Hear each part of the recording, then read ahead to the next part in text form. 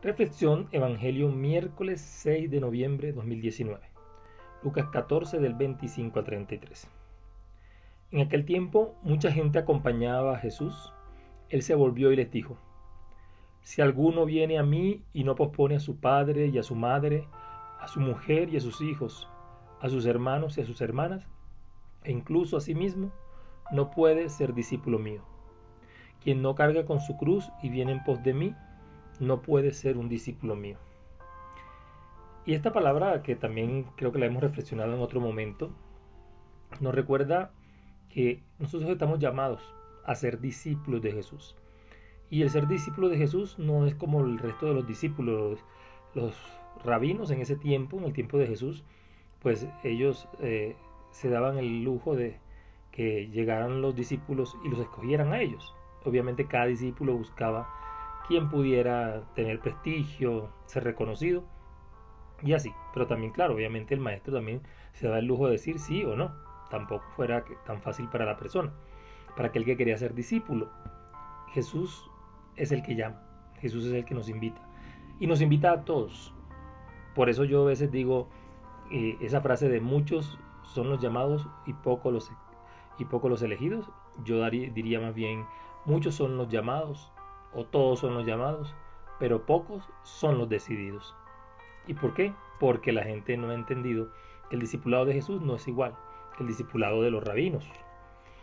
Dice que mucha gente acompañaba a Jesús y él se volvió, es decir, volvió hacia ellos y les dijo: si alguno viene en pos de mí, es decir, como un discípulo va detrás de su maestro, y no pospone a las personas y lo coloca a él en el primer lugar, no puede ser discípulo.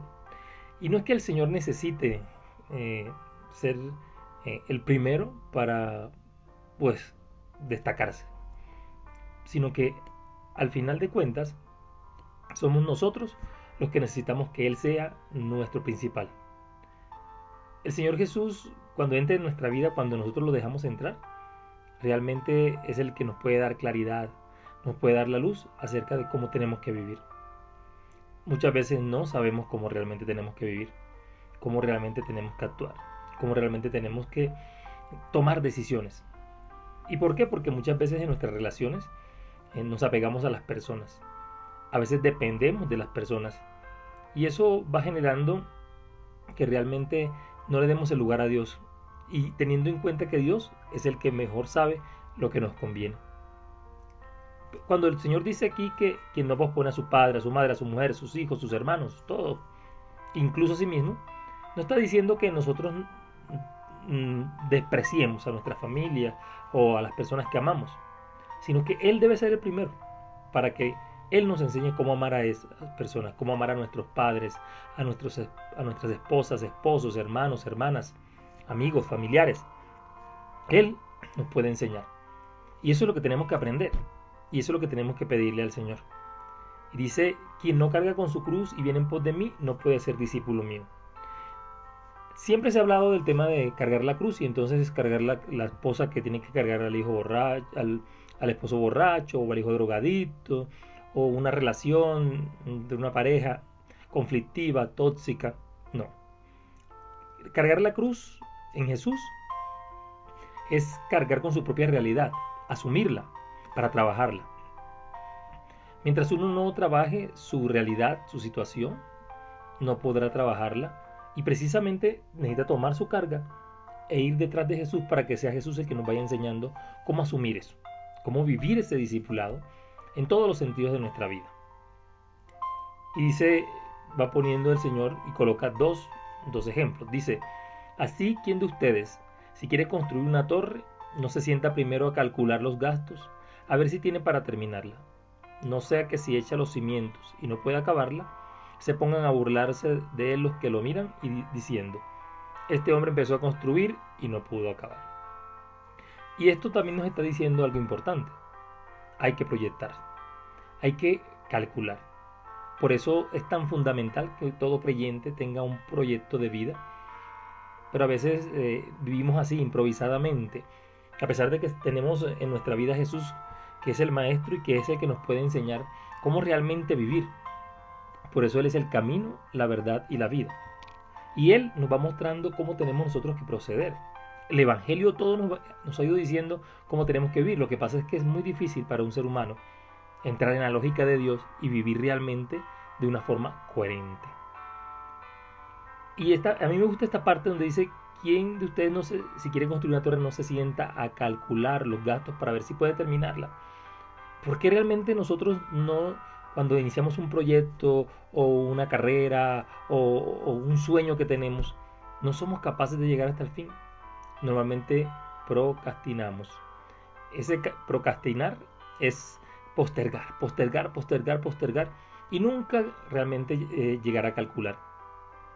Y nosotros tenemos que calcular, y eso es parte del proyecto de vida. Por eso uno en un proyecto de vida cuando lo realiza, lo desarrolla, se pone metas a 3, 4, 5, 6 años, dependiendo de los objetivos que quiera alcanzar. Y de esa manera, así puede realmente llegar a lo que pretende.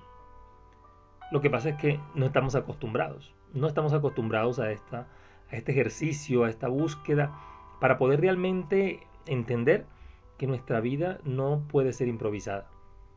Y precisamente porque el Señor mismo nos va dando las pautas para que nosotros aprendamos a llevar adelante estas situaciones que llegan a nuestra vida.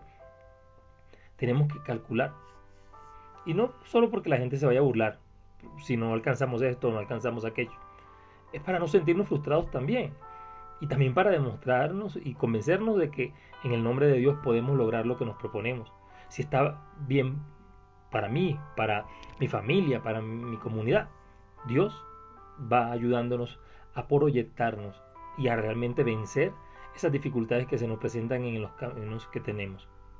También dice, o que rey, si va a dar la batalla a otro rey, no se sienta primero a deliberar si con 10.000 hombres podrá salir al paso del que lo ataca con 20.000. Y si no, cuando el otro está todavía lejos, envía legados para pedir condiciones de paz. Así pues, todo aquel que de entre ustedes que no renuncie a todos sus bienes, no puede ser discípulo mío. Toda la vida es una lucha, un esfuerzo por conseguir, por batallar. Y nos enfrentamos a enemigos, todo el tiempo.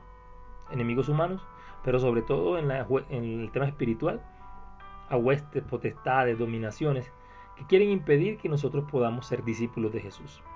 Y dice finalmente que Señor, que si el que no esté dispuesto a renunciar a sus bienes no puede ser discípulo mío. Y no es que esté diciendo el Señor que nosotros no podamos disfrutar de una casa, de un carro, de un viaje. No, el Señor está diciendo es que no pongamos nuestra confianza enteramente, que es lo que le pasa a la mayoría de las personas. Si no tengo una casa, si no tengo un carro, si no tengo una profesión, si no tengo un empleo, si no tengo, entonces no puedo llegar a ser feliz. Todo hace parte del proyecto de vida, pero precisamente para eso hay que construir, hay que edificar, hay que proyectar, hay que soñar y hay que lanzarse hacia esos sueños. Todo de la mano de Dios. Es decir, detrás de Jesús vamos aprendiendo cómo es que se construye una vida, cómo es que se construye la felicidad, una verdadera felicidad, la felicidad que viene de Dios. Esa es la manera que nosotros tenemos hoy de poder realmente encontrarle sentido a nuestra vida. Y no es fácil, pero si nosotros le empezamos a pedir al Espíritu Santo que nos ayude a realmente proyectar, soñar, para poder obtener las victorias y las bendiciones que Dios tiene para nosotros en nuestra vida. A veces decimos, pero yo tanto que le oro al Señor y no logro esto, no logro aquello. Pero es que a veces la oración se queda truncada porque nosotros realmente no sabemos escuchar lo que tenemos que hacer. Le pedimos al Señor, pero el Señor nos está hablando y muchas veces no, parece que lo que el Señor está diciendo, eso no es. Entonces yo tengo que buscar otras formas de resolver. Y entonces, ¿qué hago? Lo hago a mi manera. Y casi siempre lo hago a mi manera y resulta que termino embarrándola. Termino dañando ese proyecto de Dios que tiene para mí. ¿Cómo hacerlo? Oremos. Orando, pidiéndole al Señor discernimiento, sabiduría, para poder responder realmente a mi proyecto de vida. Todos tenemos un proyecto de vida y ojalá ese proyecto de vida pueda edificarse en Jesucristo.